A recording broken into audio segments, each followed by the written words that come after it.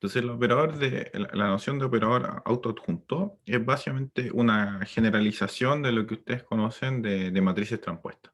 Esencialmente eso, ¿ya? Llevarlo al caso de dimensión infinita. Entonces, vamos a ver que hay varias propiedades que se heredan, pero otras que no. De hecho, es como bien particular el caso, ¿ya? Y al final de la clase vamos a ver cuál es la buena clase, digamos, de operadores con la que uno tiene que trabajar en dimensión infinita para poder recuperar las propiedades que uno conoce de valores propios en particular, de matrices simétricas al caso de dimensión infinita, ¿ya? Entonces la clase la vamos a dividir en dos partes. La primera, bueno, ver qué son los operadores autoadjuntos, propiamente tal, y después estudiar el espectro de estos operadores autoadjuntos, ¿ya? Entonces vamos a ver un par de demostraciones que son bien interesantes. Entonces, les recuerdo primero que era el operador adjunto, ya eso lo hemos trabajado hartas veces, entonces esto más que nada un refresco que casi no debería ser necesario. Entonces, el operador, si tenemos un operador lineal continuo entre dos espacios vectoriales normados, el adjunto es lo que generaliza la noción de matriz transpuesta, ¿ya? Al caso de operadores entre espacios de dimensión infinita, ¿ya? Entonces, esencialmente lo que uno hace es pasar el t hacia el otro lado. Entonces, cuando uno evalúa esto, recuerden que el t va desde de E en F. Entonces, cuando yo tomo un punto en X y lo evalúo en el T, este elemento está en F, ¿ya? Entonces, para trabajar con el producto en dualidad, tengo que evaluarlo en una función lineal continua en F, ¿ya? Entonces tengo esto. Entonces, ¿qué es lo que hace el operador adjunto? Es básicamente pasar el T para el otro lado, ¿ya? Entonces pasa para el otro lado. Ahora, dado que estos son productos en dualidad, tengo que cambiar los espacios, ¿ya? Entonces, como este me queda el X solamente, entonces el producto en dualidad que tengo acá es en E, ¿ya? Entonces, en otras palabras, el adjunto es básicamente el operador que hace esto, ¿ya? Que toma una función lineal continua en el dual de f y le asocia L compuesto con T, ¿ya? Ese es el operador que da, ¿ya? Ahora, en el caso de operadores autoadjuntos, nos vamos a centrar solamente en el caso de espacios de Hilbert, ¿ya? O sea, operadores autoadjuntos están definidos por espacios de Hilbert, esencialmente. Eso es lo que quiero decir.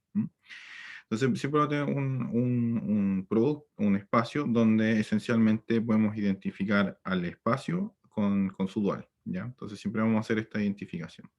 Y les recuerdo también que cuando vimos esto de los operadores adjuntos y dijimos que íbamos a trabajar en espacios de Hilbert en particular, íbamos a ver esta identificación, entonces íbamos a asumir que el adjunto básicamente era un operador que estaba definido en el espacio mismo, ¿ya? No en el dual, ya no teníamos eso. Formalmente eso, pero desde el punto de vista práctico no vamos a trabajar con eso, sino que vamos a trabajar con la representación que tiene ese operador en el espacio primal, ¿ya? Entonces, cuando hable de T en un operador que va de EN y E un espacio Hilbert, su adjunta siempre va a asumir que también está definida en el espacio E, ¿ya? Entonces, con eso es que podemos introducir la noción de operador autoadjunto, ¿ya? Entonces, autoadjunto básicamente son los operadores que son iguales a su adjunta, ¿ya? Esa es la idea. Entonces, si lo piensas en términos de matrices simétricas, es justamente decir que la matriz es igual a su transpuesta, ¿ya? Entonces, básicamente son los operadores que verifican esta condición, ¿ya? Que t evaluado en i multiplicado por x es lo mismo que i por t evaluado en x, ¿ya? Entonces, acá el t es un operador lineal continuo definido en un espacio Hilbert, ¿ya? Entonces, eso es la noción, es como bien sencilla, ¿m? Y es bien poderosa, eso sí, ¿sí? Entre hartas propiedades, ¿ya? Entonces, lo primero vemos un par de ejemplos para como situarnos en qué estamos trabajando. Entonces, este es el caso que les decía de matrices simétricas, ¿ya? Entonces, supongamos el caso, acá me equivoqué, eso se me olvidó borrar esa parte. Eh, Olviden eso. Entonces, supongamos que estamos en el espacio E, que sería el espacio Hilbert de Rn, dotado de la norma 2. ¿Ya? Eso es lo que lo hace como un espacio de Hilbert, ¿no? El producto interno que está ahí, ¿ya? Entonces vamos a asumir que tenemos un operador T definido en ese espacio y está dado por una matriz, ¿ya? Una matriz que en este caso va a ser una matriz cuadrada porque va a parar de Rn a Rn, ¿ya? Entonces, ¿qué es lo que vamos a tener? Vamos a tener que este operador es autoadjunto. Si eso lado sí, la matriz M es simétrica, ¿ya? ¿Y eso por qué? Es porque si un calculito que hicimos hace harto tiempo nos decía que la adjunta de operadores de esta forma era básicamente multiplicar por la matriz transpuesta, el vector, ¿ya? Entonces vamos a tener que esta cosa va a coincidir con S si solo si el M es igual al M transpuesto, ¿ya? Entonces con eso tenemos que efectivamente esto es la noción de autoadjunto es la generalización de ser transpuesto, ¿ya? Veamos un ejemplo en dimensión infinita, que, bueno, este ejemplo es bueno mantenerlo porque lo vamos a ocupar un par de veces más adelante también, ¿ya? Entonces vamos a asumir que ahora tenemos un operador que está definido en L2, ¿ya? Y en L2, ¿qué es lo que va a hacer este operador? Va a pescar una función f, que está en L2, y le va a asociar la función que pesca el f mismo y lo multiplica por t, ¿ya? Entonces esta función obviamente está en L2 porque esta cosa está agotada por el valor absoluto de eso está agotado por 1, entonces cuando leo al cuadrado esa cosa sigue siendo integrable, ¿ya? Entonces el operador está bien definido, así que no hay ningún problema, ¿ya? Ese operador es autoadjunto, ¿ya? Porque, bueno, básicamente hay que calcular qué cosa es qué. Entonces, el producto interno en L2 ¿ya? Es la integral, está dado por la integral. Entonces es la integral de C por la integral de esa función, ¿ya? Y eso integrado con respecto al tiempo. ¿M? Entonces esto por definición, el TF en T es esa cosa, ¿ya? Y bueno, esta cosa acá tiene una multiplicación, entonces podemos pasar el T para allá, por ejemplo, y obtener eso. Y eso justamente lo que aparece acá es el TG, ¿ya? Y acá me queda el F, entonces justamente esto cuando lo veo como producto interno en L2, me corresponde a eso, ¿ya? Entonces con eso tenemos que el T que está escrito de esta forma es un operador autoadjunto, ¿ya? ¿Alguna pregunta hasta acá?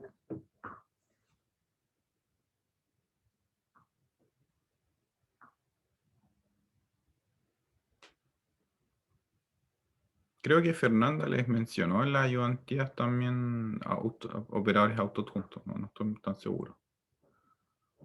No sé si me pueden confirmar o negar lo que estoy diciendo.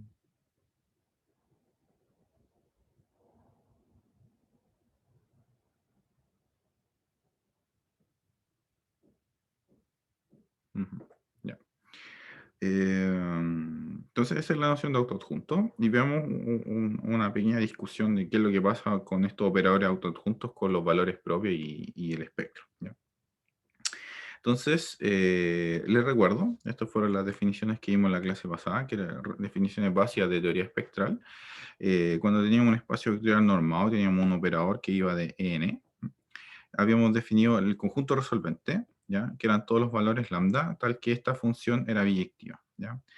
El espectro lo habíamos definido como el complemento de este conjunto, ¿ya? O sea, eran los elementos, los reales, tales que esta cosa no era sobreyectiva o inyectiva, ¿ya? Cualquiera de las dos cosas.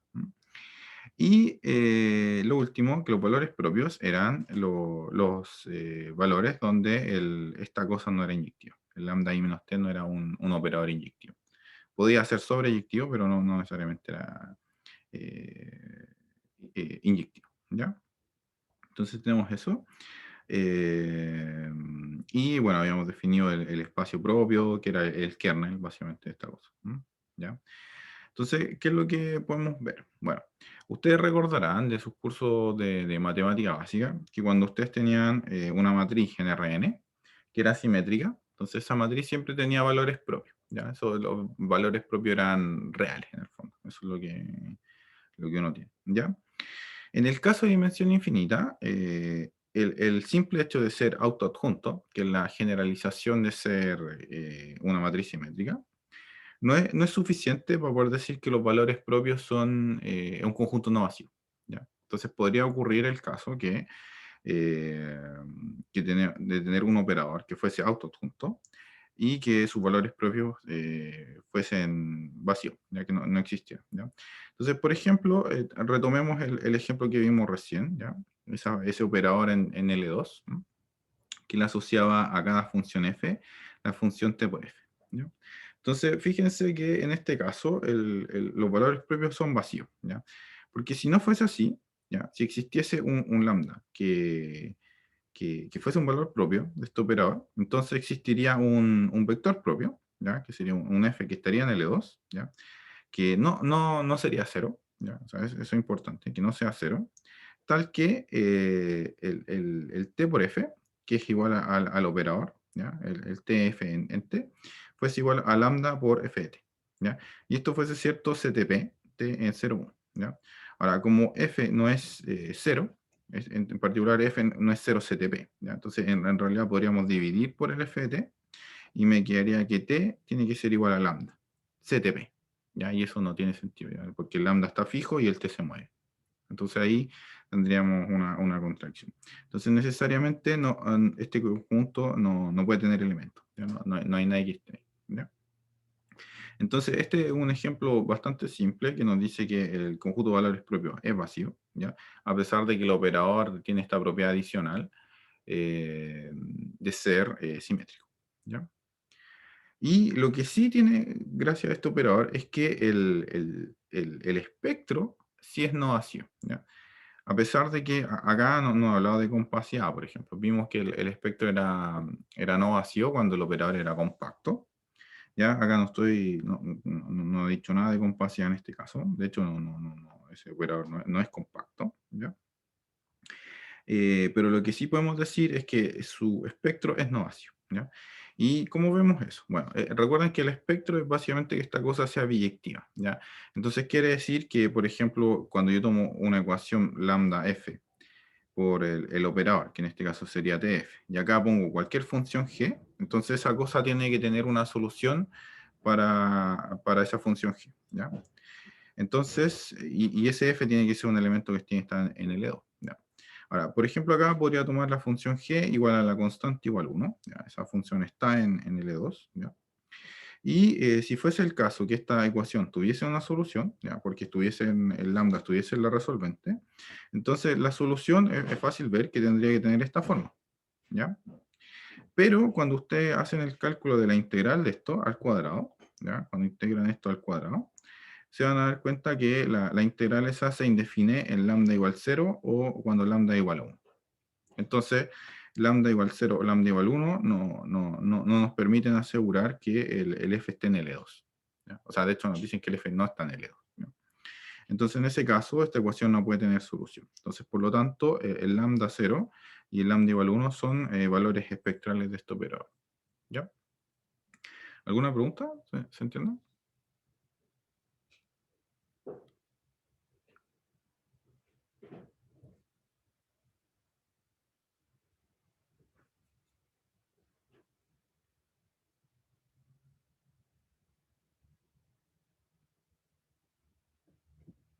¿No hay preguntas? ¿Todo bien? Ya.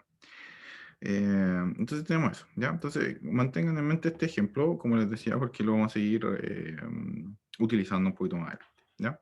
Entonces, ahora veamos un par de propiedades que son bien básicas de operadores autoadjuntos, ¿ya? Entonces, cuando estamos en un espacio Hilbert, tenemos que un operador autoadjunto.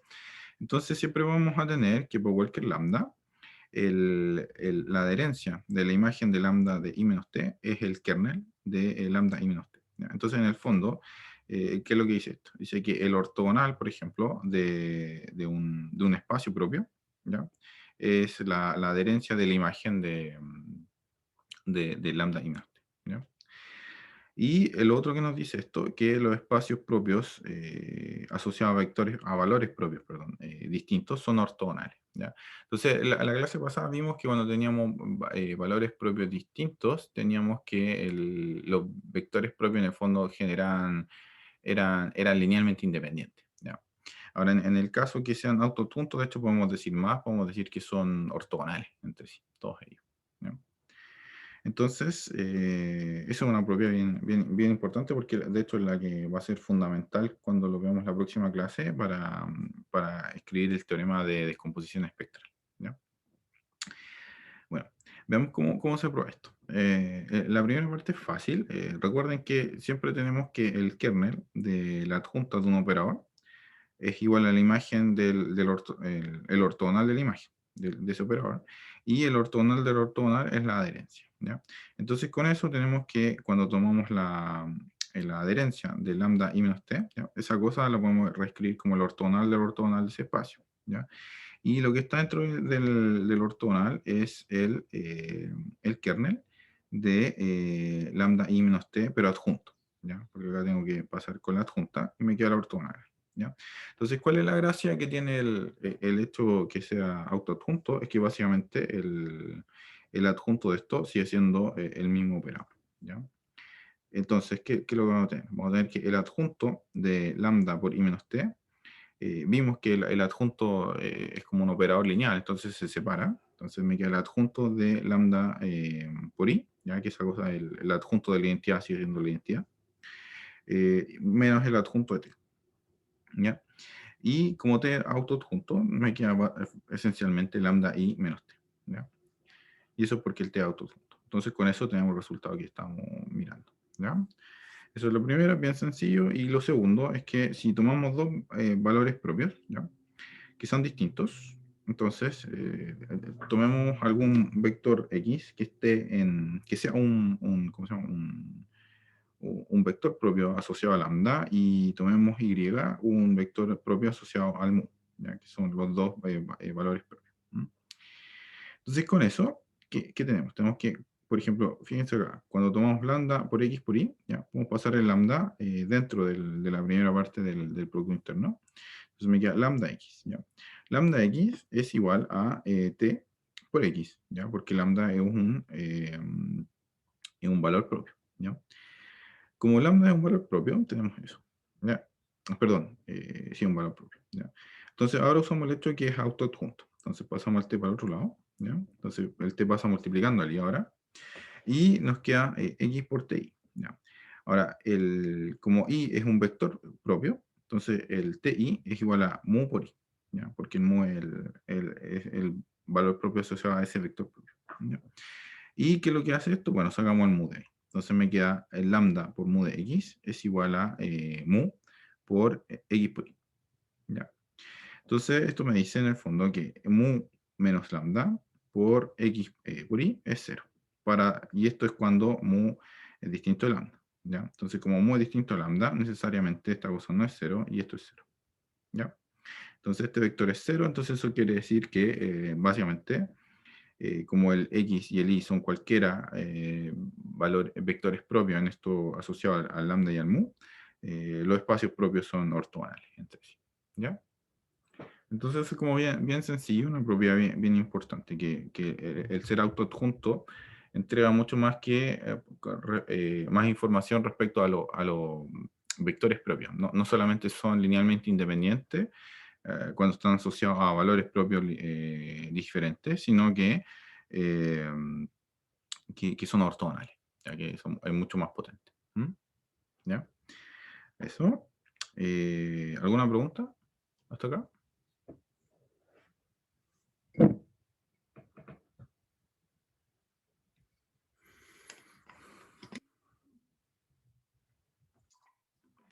Ya. Entonces veamos ahora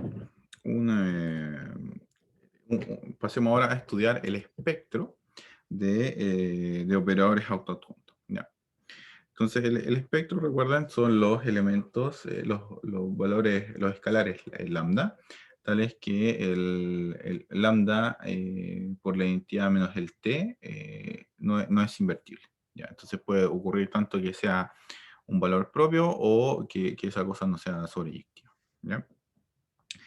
Entonces, hay ciertas cosas que podemos decir del espectro, ¿ya? Cuando estamos en el caso autoadjunto, ¿ya?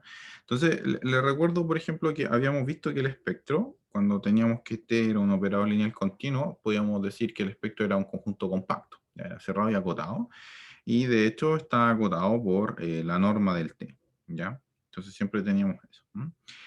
Lo que vamos a ver ahora es que en el caso autoadjunto uno puede encontrar unas cotas un poquito mejores, ¿ya? O sea, en el fondo, si se dan cuenta, estos términos siempre están acotados por la norma del t. Esta cosa siempre va a ser más chico que la norma de t, ¿ya? Y este va a ser más chico que menos el t, menos la norma de t, como operador lineal continuo, ¿ya? Entonces, en el fondo, vamos a tener esa cota que va a implicar esta, pero esta es más chiquitita la cota, ¿ya? Entonces entrega más información, ¿ya? Entrega como más específica, información más específica sobre el espectro, sobre dónde se encuentra, ¿ya? Entonces, estos dos valores son, en algunas partes le llaman esto como los coeficientes de Rayleigh. No sé si lo recordarán eso de algunos cursos, o en álgebra lineal también lo ven a veces. No sé si les suena.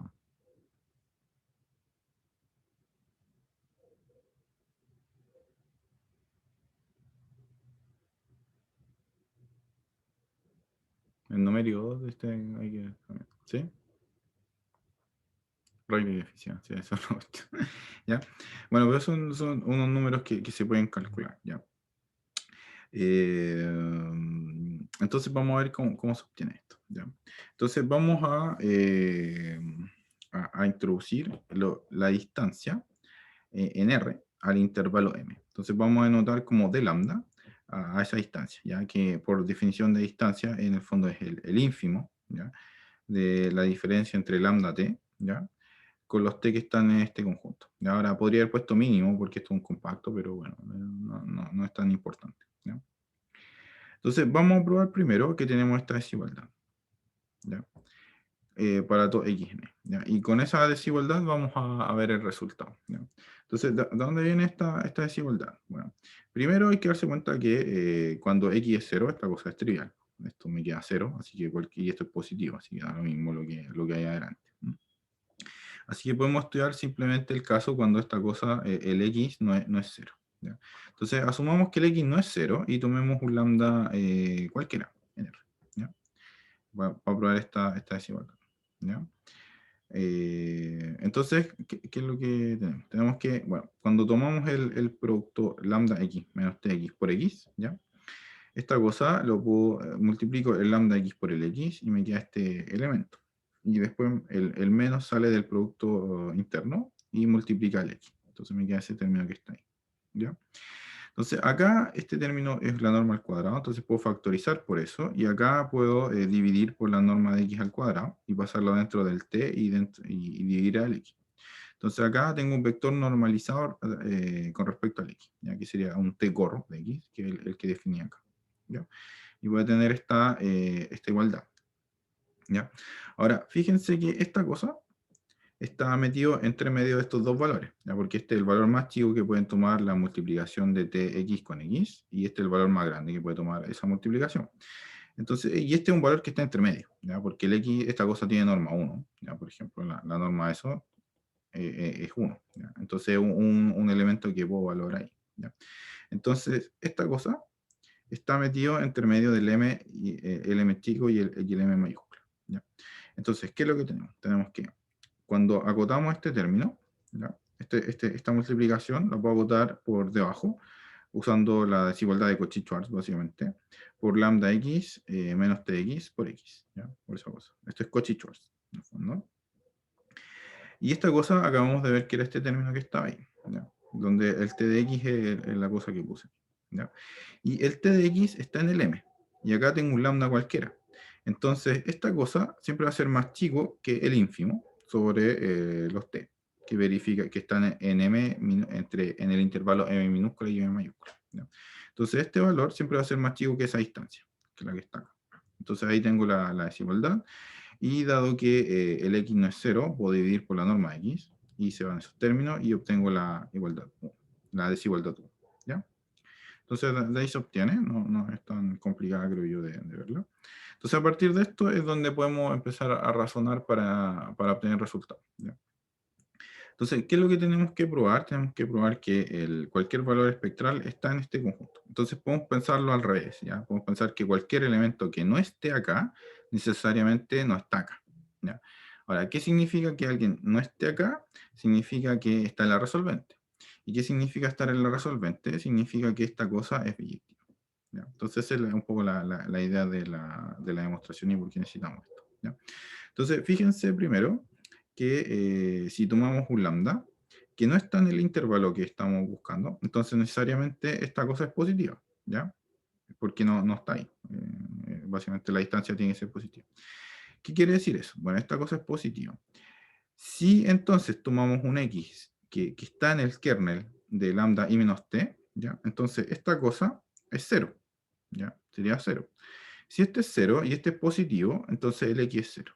Entonces quiere decir que cuando el lambda no está en este intervalo, el kernel de lambda por i menos t es el 0.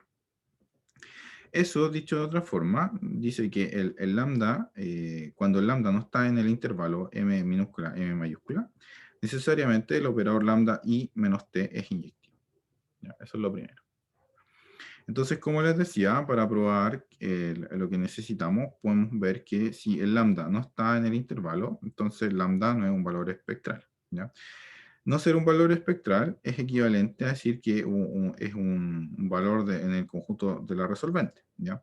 Y estar en la resolvente significa que lambda i menos t es biyectivo, ¿ya? Y ya vimos que en este caso, si el lambda no está ahí, es inyectivo.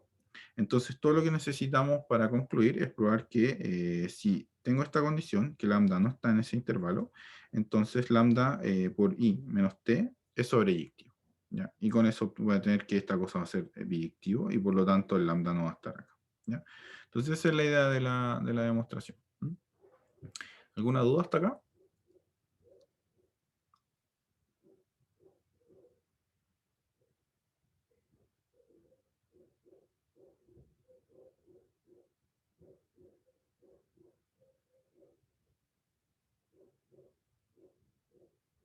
¿No? Ya. Entonces, veamos esta última parte de la demostración.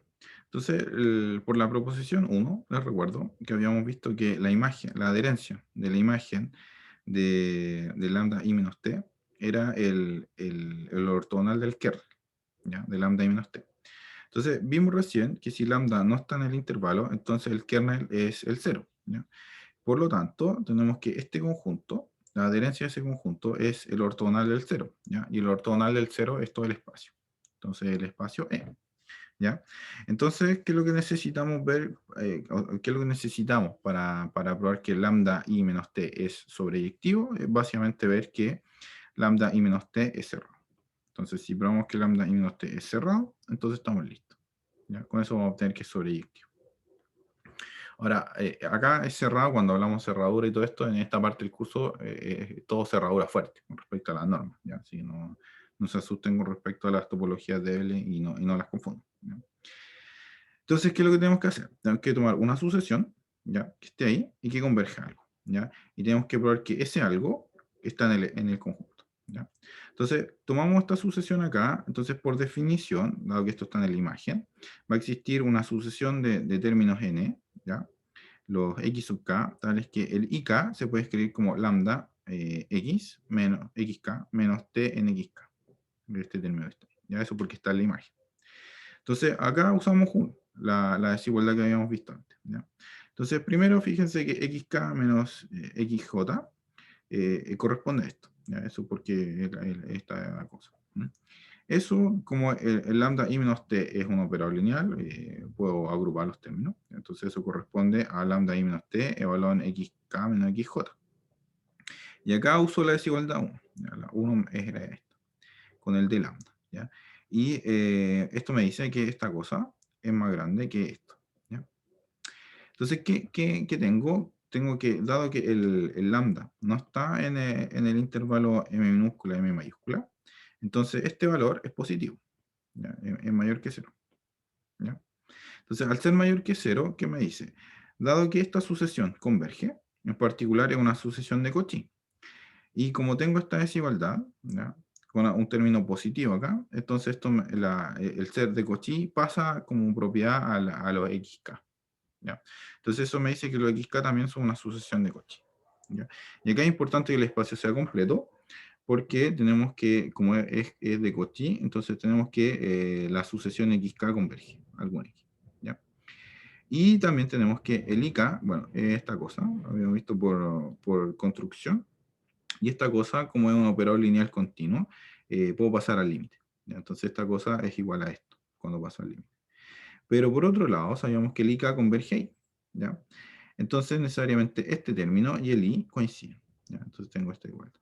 Entonces eso me dice en el fondo que I está en la imagen de T, ¿ya? Porque existe algún X tal que lambda por I menos T es igual a I. Y eso me dice en el fondo que el imagen de T es cerrado, entonces por lo tanto el lambda I menos T es sobreyectivo, y como ya habíamos visto que era inyectivo, pasa a ser biyectivo, ¿ya? Eso es cuando el lambda no está en el intervalo, ¿ya? Entonces eso me dice al final que el lambda está en la resolvente y por lo tanto el lambda no está en el espectro. Entonces con eso tenemos la inclusión, ¿ya? ¿Dudas?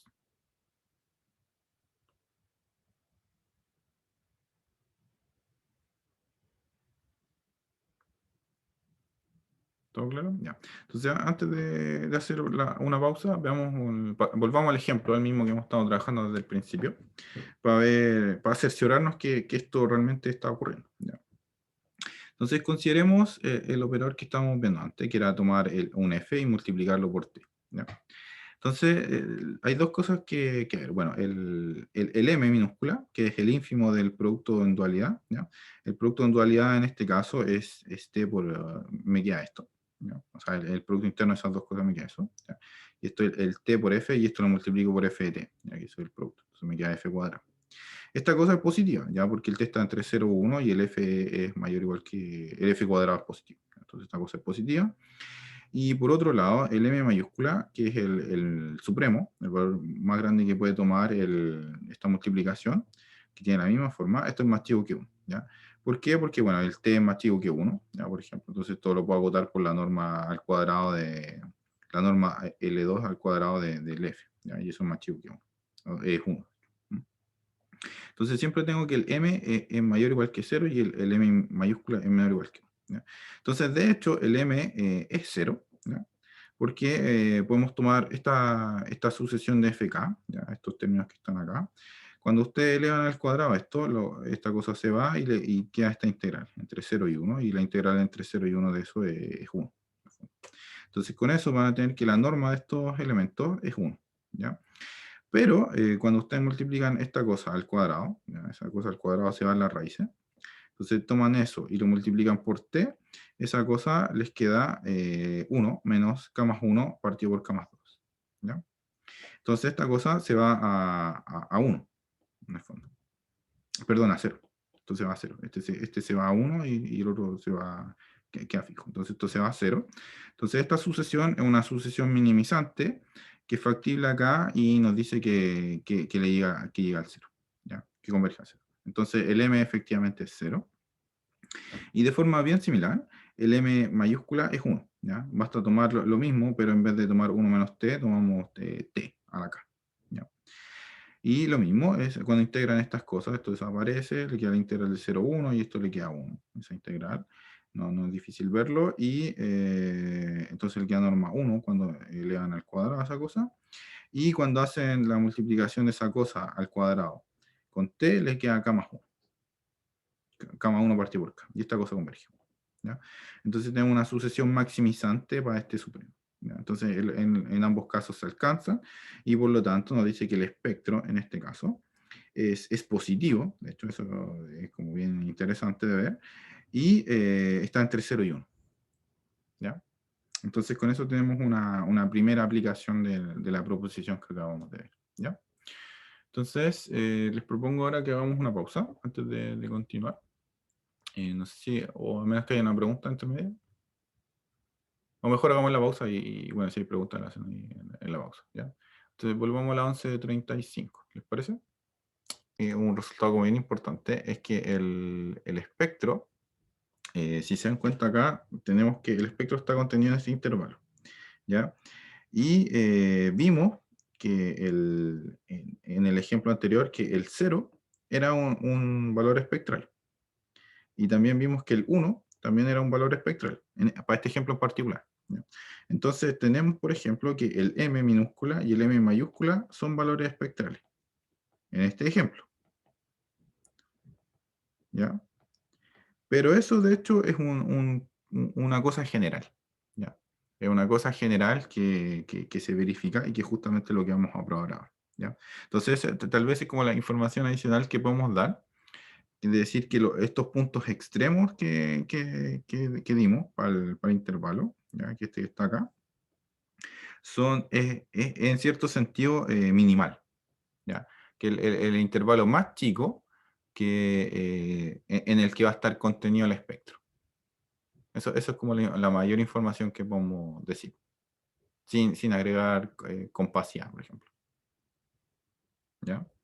Entonces, pero no puedo decir mucho más de que si el espectro es un intervalo, es un continuo. ¿No? Ya, eso depende un poco de cada operador, en el fondo, ¿ya? Entonces, ahora vamos a ver esto. Vamos a ver que en el caso que estamos trabajando, espacio de Hilbert y operadores autoadjuntos, estos valores, el maximal y el minimal del producto de los T de X, ¿m? Con X, son valores espectrales. Si agregamos compacidad, ojo, cuando teníamos compacidad, lo que habíamos visto era que los valores, el espectro coincidía con los valores propios salvo el cero. ¿Ya? Eso es lo primero. Y lo otro es que el espectro, y por lo tanto los valores propios, era un conjunto numerable. Era una sucesión, si se acuerdan, que convergía a cero. Entonces no puede ser un intervalo completo.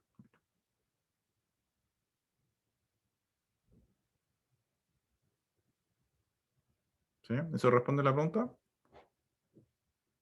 Sí, profe, yo, claro, a mí me imagino que es como minimal, como brutal.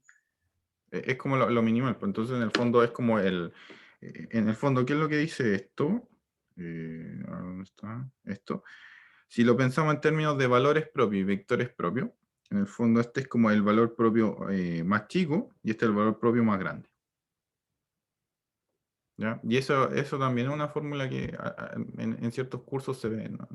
Al menos en optimización, yo creo que a veces lo mencionamos, por lo menos. Cuando uno tiene matrices simétricas, estas cosas, en el fondo lo que representa es el valor propio más chico y este es el valor propio más grande. ¿Ya? Y que de hecho va a ser algo que vamos a llegar a mostrar al final de esta clase. ¿Ya? Entonces vamos a la parte esta de la demostración. La demostración sí, es media técnica, ¿no? Pero igual tiene unas partes que son bien interesantes, que entregan cierta información adicional, ¿ya? Entonces vamos a probar que el M chico está en el espectro, ¿ya? La demostración para el caso del M mayúscula exactamente, o sea, no es exactamente la misma, es parecida, pero salvo modificación, nada más. Entonces se las voy a dejar como ejercicio para que la repasen, ¿no? ¿Ya?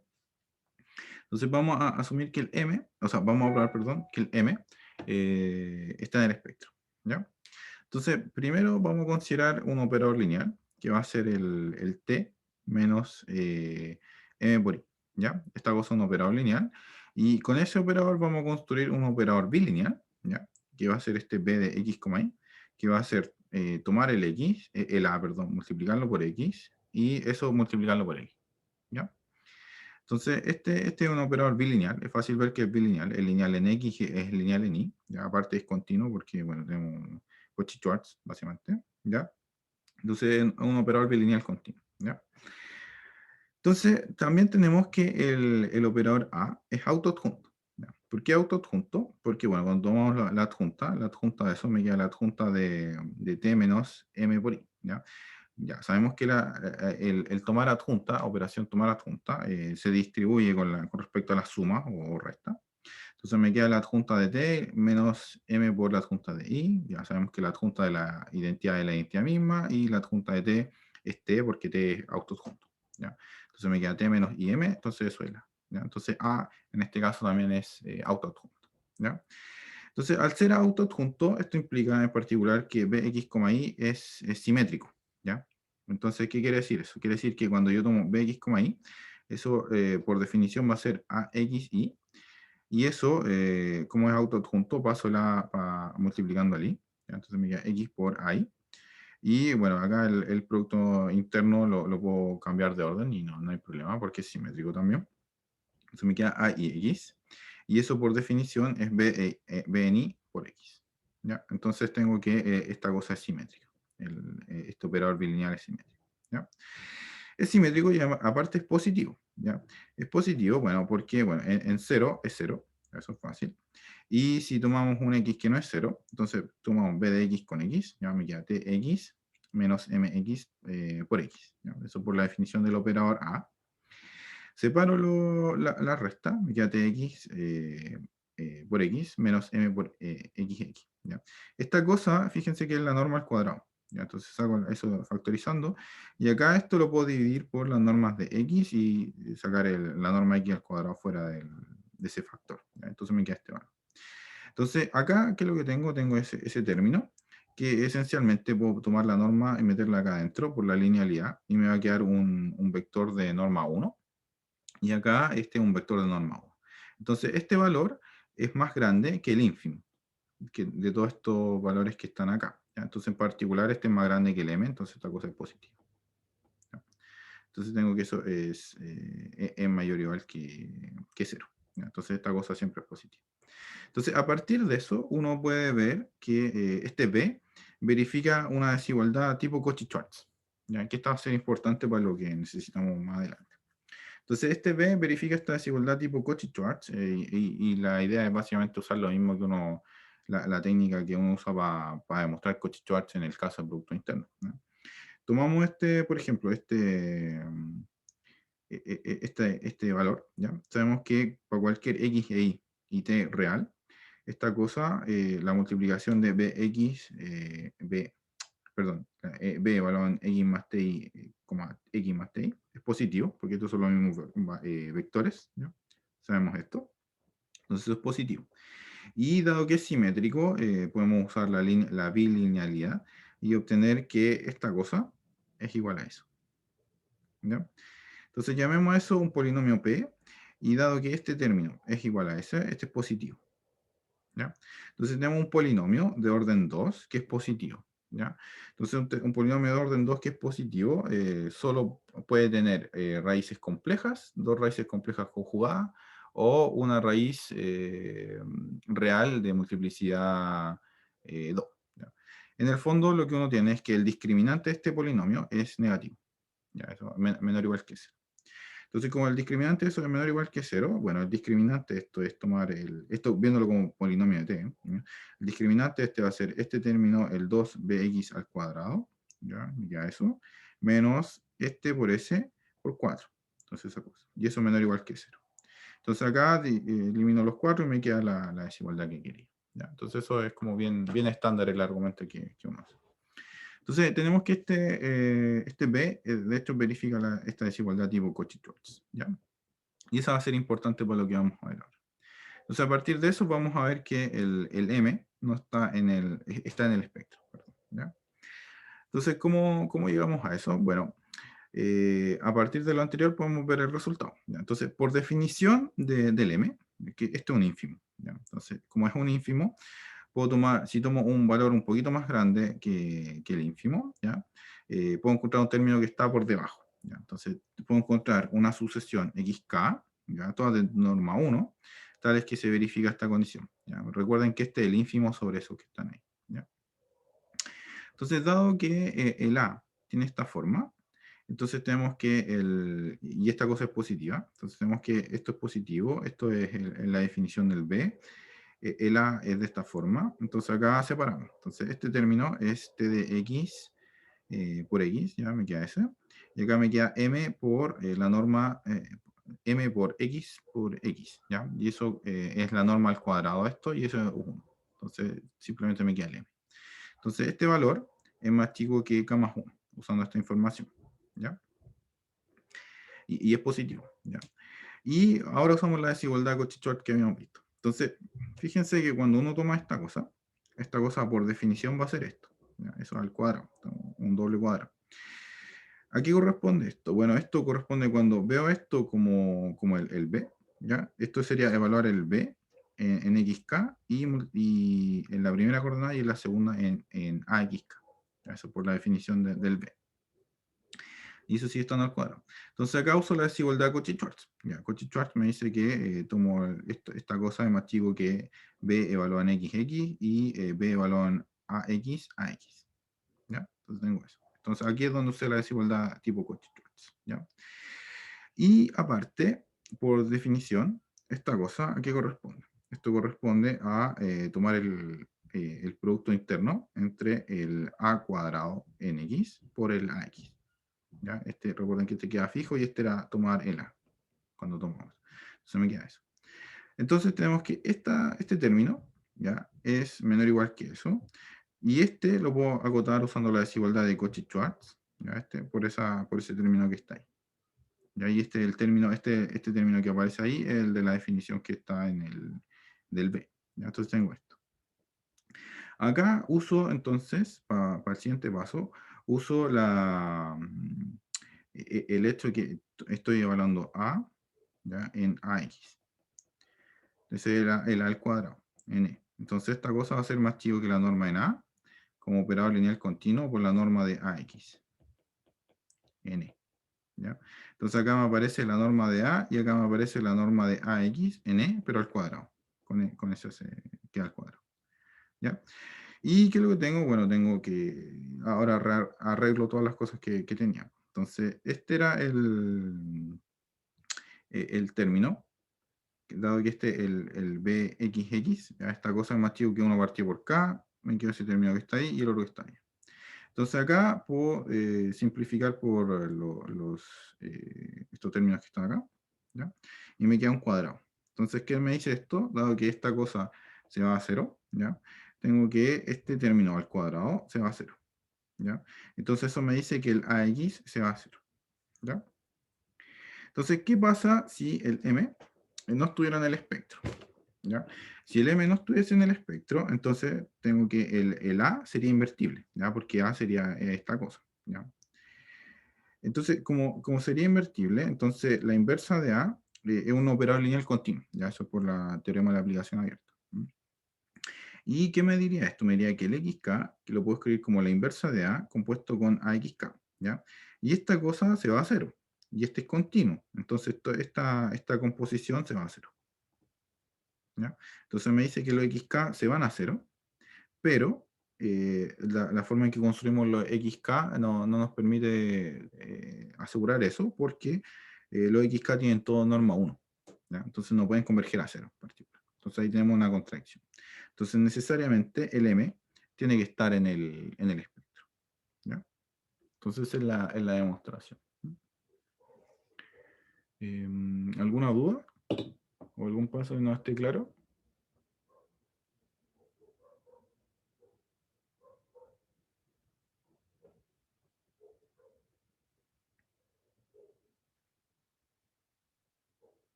¿No? Ya. Entonces con eso tenemos ese caso, ¿ya? Entonces, ya con eso tenemos una cierta forma de caracterizar el espectro, ¿ya? Y a partir de eso, bueno, hay una forma de obtener, bueno, este resultado un poco más, digamos, es aparte, ¿ya? de lo que necesitamos. Entonces, podemos ver ahora que de una forma bien similar podemos obtener la norma del operador T como este supremo, ¿ya? Ahora, este supremo es con el valor absoluto, ¿ya? Entonces no es exactamente lo mismo que teníamos antes, ¿ya? Entonces, ¿cómo viene esta? Bueno, no es difícil la demostración, ¿ya?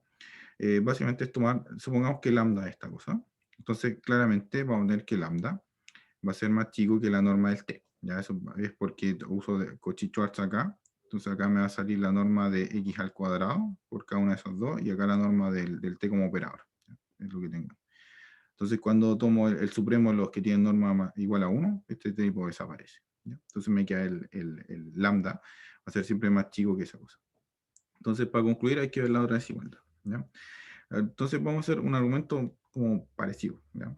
A lo que vimos antes. Entonces, vamos a definir un operador bilineal, ¿ya? Pero ahora con el t. Entonces vamos a definir b de x, y va a ser t de xy, ¿ya? Que va a estar dado de esta forma. El t es autoadjunto, ¿ya? Entonces, como el t es autoadjunto, cuando yo calculo estos términos, ¿ya? Que son los productos, que es como, piensen lo que si esto fuese una norma, esto sería la norma al cuadrado, el ser autoadjunto implica que el b es simétrico, entonces tengo que esta cosa es igual a eso, ¿ya? Y acá usamos el hecho de que esta cosa, cuando divido por la norma de los x más menos ti, ¿ya? Por cada uno al cuadrado, me queda un elemento que puedo evaluar acá. Entonces esa cosa siempre va a ser más chico que el lambda, porque el lambda es el supremo de esos términos que están ahí, ¿ya? Entonces siempre voy a tener eso, y bueno, acá usamos esa información tomamos este valor. Este valor se descompone en ese término. Y acá usamos cada una de estas desigualdades. ¿Ya? Me va a quedar eso. ¿Ya? Entonces, después usamos la identidad del paralelogramo y, bueno, en el fondo vamos a obtener esta cosa. ¿Ya? Entonces, nuevamente acá vamos a tener un polinomio cuadrático que es positivo. Entonces, necesariamente el discriminante asociado a esto es negativo. ¿Ya? El discriminante de esta cosa. Y bueno, eso, al obtener eso, básicamente obtengo esta desigualdad. ¿Ya?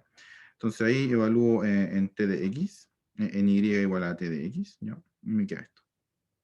Y con eso obtengo la desigualdad. ¿Ya? Entonces, bueno, les dejo a ustedes un poco para que revisen los detalles. Aquí no hay como muchos de operadores, más que nada como el álgebra de las cosas. ¿Ya? Entonces tenemos esta igualdad. ¿Ya?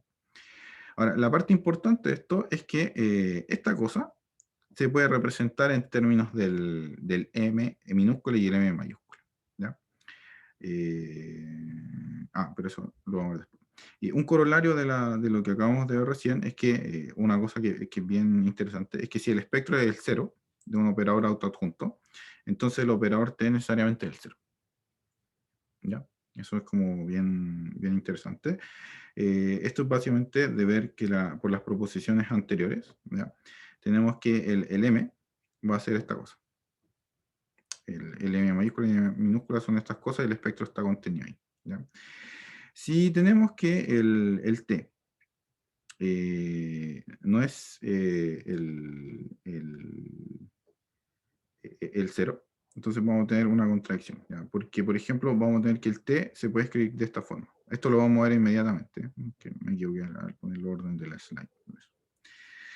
Y al ver esto, entonces, si el espectro fuese el cero, ¿ya? Entonces, tanto el m como el m mayúscula, que son los intervalos que contienen al espectro, son los elementos maximal y minimal del espectro, entonces son cero. Entonces, estos serían cero, entonces necesariamente ese sería cero. ¿Ya? Entonces, eso es una pequeña observación. ¿Ya? Entonces, ahora, ¿de dónde viene eso que acabamos de decir? Que esta cosa es igual a eso, al máximo del valor absoluto del m y el valor absoluto del m mayúsculo.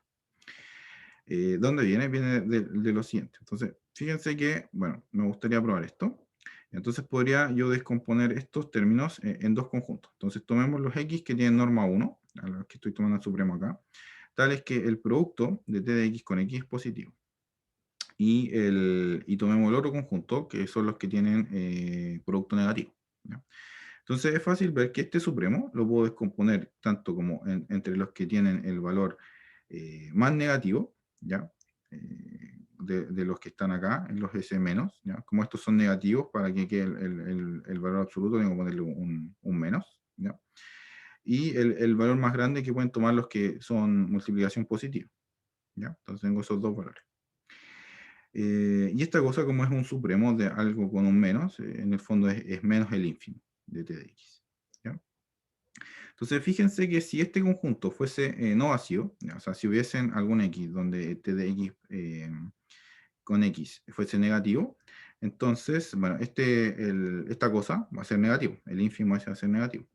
Y el ínfimo, como estoy tomando el ínfimo estas cosas sobre los negativos, entonces eso me va a explicar que el ínfimo sobre los que tengan norma igual 1, pero no necesariamente que sea negativo, va a ser negativo igual.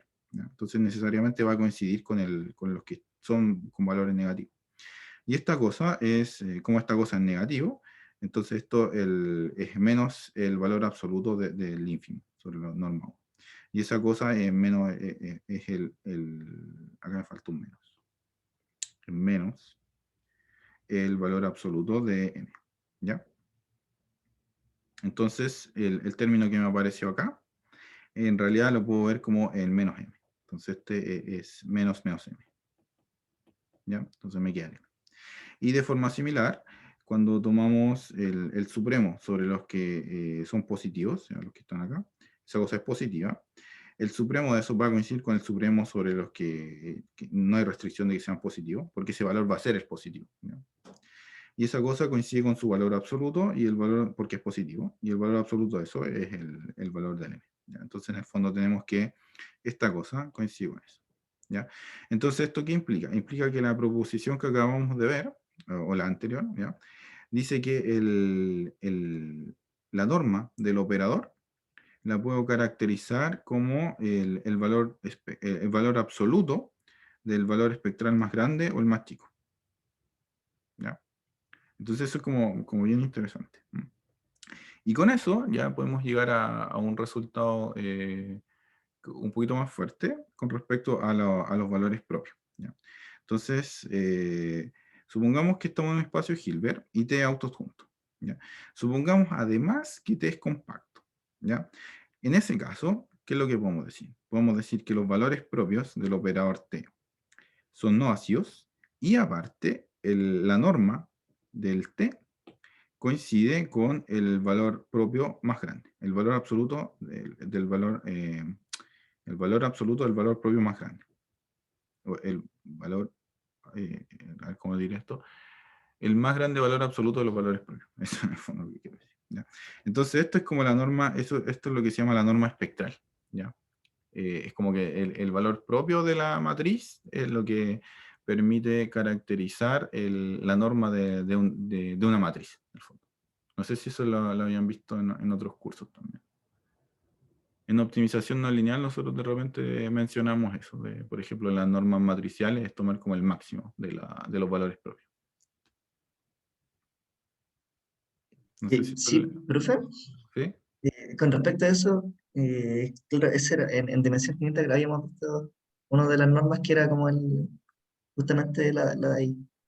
Pero, por ejemplo, creo que también vimos, en numérico al menos menciona, que esa norma, en dimensión finita se definía como la norma del máximo de los De los valores valores propios, propios. entonces la más chica de todas las normas posibles. La norma más chica, ¿de qué? No entendí esa parte. O sea, si uno define normas matriciales, como ¿Ya? las ajusta a la norma como del máximo de los valores propios, es la más chica como de todas las que uno puede definir. Entonces, por ejemplo, me acuerdo que en numérico uno lo utilizaba, al menos en dimensión finita, como para caracterizar errores, cosas así. A ver, ¿cómo? No, no. Eh, sí, es que hay una desigualdad que no recuerdo bien, creo que usan el numérico, que se llama la desigualdad de Rayleigh, creo que Rayleigh, como, y que entrega esa desigualdad, que como para que da como que siempre puedo acotar esa norma por abajo, en el fondo, eso es como lo que tú estás diciendo. Pero es una Claro. norma utilizada, en el fondo, eso es como... y, por ejemplo, en optimización también aparecen problemas donde uno quiere maximizar la norma de los valores propios, por ejemplo. ¿Ya? Entonces, eso es como también un juego bien interesante. Para los que no han hecho optimización no lineal, tal vez es como un... O sea, tal vez lo vayan a ver en el próximo semestre. Los que ya lo hicieron, no estoy seguro. Eh, bueno, eso. Ya, entonces veamos la demostración de esto, que no es difícil en vista de todo lo que hemos visto hasta ahora. ¿Ya? Entonces, primero consideremos el caso que el t es el operador 0. ¿Ya? Si el t fuese el operador 0, entonces su norma es 0. ¿Ya? Y los valores propios del operador 0, el único valor propio que puede tener es el 0, ¿ya? Porque me quedaría lambda por la identidad, que eso siempre es invertible, siempre y cuando el lambda no sea 0. En el fondo eso. Entonces el único valor propio que va a tener. No es inyectivo ni sobreyectivo. ¿Ya? Entonces valor propio en ese caso. Entonces tenemos que se verifica, porque tenemos el lambda propio de 0, entonces este me da 0 y ese me da 0. Entonces no hay problema. ¿Ya? Entonces ahora veamos cómo digamos esto. Entonces, por la proposición 2 que vimos al principio, tenemos que el espectro está contenido en este intervalo.